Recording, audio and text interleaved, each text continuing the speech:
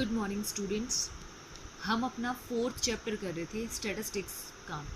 अब fourth chapter के अंदर हमने अपने कुछ टॉपिक्स पढ़ चुके थे हम कि बेसिस ऑफ जो क्लासिफिकेशन है वो क्या है, क्लासिफिकेशन क्या है, उसके ऑब्जेक्टिव्स क्या हैं, उसकी कैरेक्टरिस्टिक्स क्या है। तो अब जो अगला टॉपिक है हमारा वो है concept of variable. Concept of variable. Variables क्या होते हैं? वेरिएबल्स वो होते हैं जिन्हें हमारे जो सिंपल नंबर्स होते हैं इनको हिंदी में बोलते हैं चर की अवधारणा।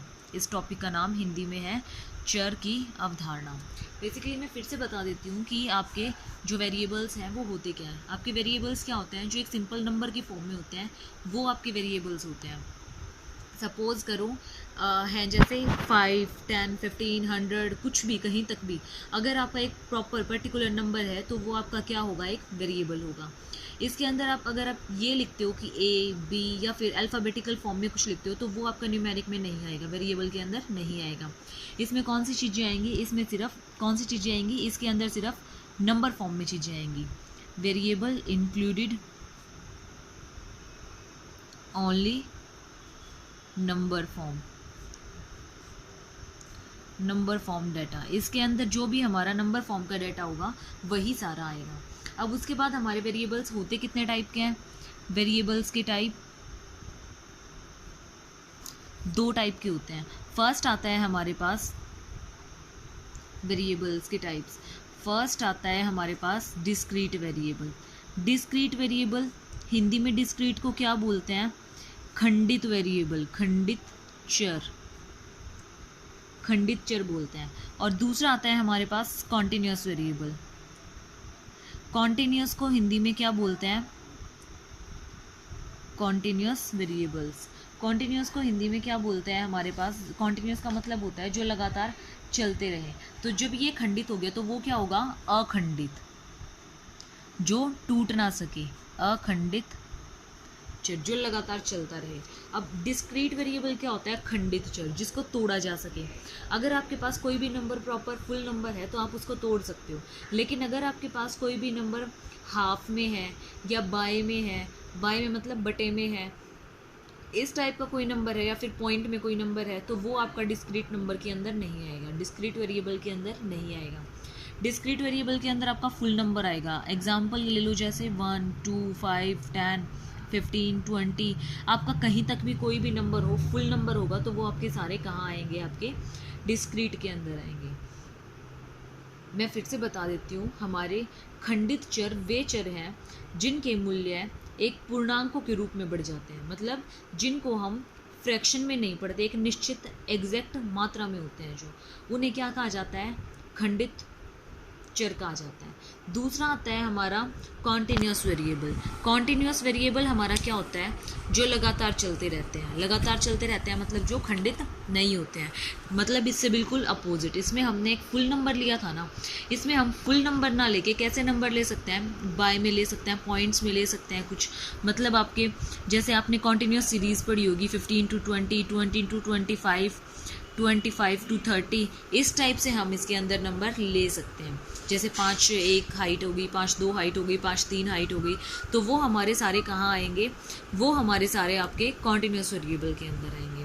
तो ये था आपका कॉन्टिन्यूअस वेरिएबल, डिस्क्रीट वेरिएबल और कॉन्टिन्यूअस वेरिएबल। आई होप कि आपको समझ में आ गया होगा। अगर फिर भी नहीं आया है तो प्लीज़ मुझे पर्सनली मैसेज करके बता देना, मैं दोबारा से रिपीट कर दूँगी। उसके बाद हमारे पास नया टॉपिक आता है, नेक्स्ट टॉपिक रो डाटा। रो डाटा, शुद्ध आंकड़े। नाम से ही पता चल रहा है, आपने कंप्यूटर्स में भी पढ़ा होगा डाटा क्या होता है। Raw facts are called data. एक छोटी सी डेफिनेशन है इसकी, raw facts are called data. Data के अंदर आप सारी वो चीज़ें इंक्लूड करते हो जो आपने कलेक्ट की हैं, चाहे वो नंबर फॉर्म में हो, चाहे वो अल्फ़ाबेटिकल फॉर्म में हो, चाहे वो अल्फ़ा न्यूमेरिक हो, किसी भी फॉर्म में हो, वो सारा का सारा जो आपने इकट्ठा किया है वो सारा का सारा आपका डाटा के अंदर आता है। ठीक है, तो अब शुद्ध आंकड़े कौन से होते हैं? जो एक इन्वेस्टिगेटर खुद जाकर इकट्ठा करता है। मतलब अगर आप कोई भी इन्वेस्टिगेशन कर रहे हो, कोई अनुसंधान कर रहे हो, तो अनुसंधान के अंदर जो अनुसंधान करता होता है, जो इन्वेस्टिगेटर होता है, वो क्या करेगा? घर घर जाएगा और क्या करेगा? वहाँ से आंकड़े इकट्ठे करेगा। आंकड़े इकट्ठे करेगा वहाँ से, तो उन डाटा को क्या कहा जाएगा? उन डाटा को शुद्ध आंकड़े, रॉ डाटा बोला जाएगा। मैं फिर से बता देती हूँ, इसके अंदर रो डाटा के अंदर क्या होता है, जब कोई भी अनुसंधानकर्ता अनुसंधान के लिए आंकड़े एकत्रित करने के लिए घर घर जाता है या फिर जगह जगह घर घूमता है और आंकड़े इकट्ठे करता है, तो उन आंकड़ों को शुद्ध आंकड़े बोला जाता है। ठीक है, ये इसकी एग्जैक्ट डेफिनेशन हो गई हमारी। अब अगला आता है हमारे पास टॉपिक श्रृंखलाएं। ये अब हमारा जो टॉपिक होगा ये थोड़ा बड़ा टॉपिक होगा, तो इसको ध्यान से समझना। श्रृंखलाएं क्या होती हैं?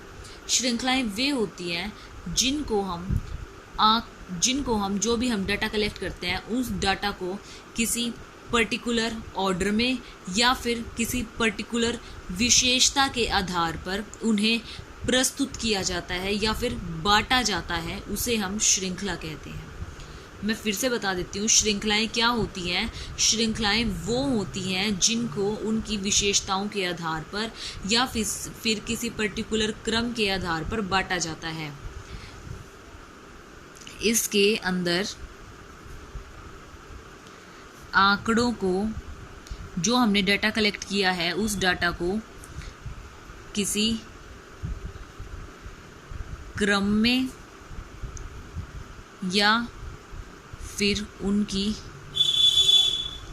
विशेषताओं के आधार पर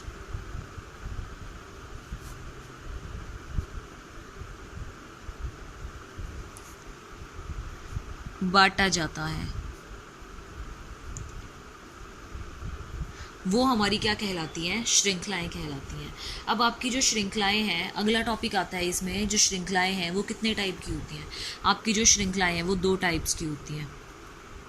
टाइप्स ऑफ सीरीज, इसको इंग्लिश में सीरीज बोलते हैं। श्रृंखलाओं के टाइप्स 2 टाइप्स की होती है हमारी श्रृंखलाएं। फर्स्ट होती है हमारी इंडिविजुअल और दूसरी होती है हमारी frequency series distribution. Frequency series distribution, ठीक है, 2 तरह की होती है, जिसको हिंदी में इसको बोलते हैं व्यक्तिगत श्रृंखला और इसको बोलते हैं आवर्ती वितरण श्रृंखला। आवर्ती वितरण श्रृंखला, इसको हम ये बोलते हैं। अब देखो ये हमारी होती क्या क्या है वो बताती हूँ। मैं फिर से इसका डायग्राम रिपीट कर देती हूँ। सीरीज 2 टाइप की होती है, इंडिविजुअल और फ्रीक्वेंसी डिस्ट्रीब्यूशन।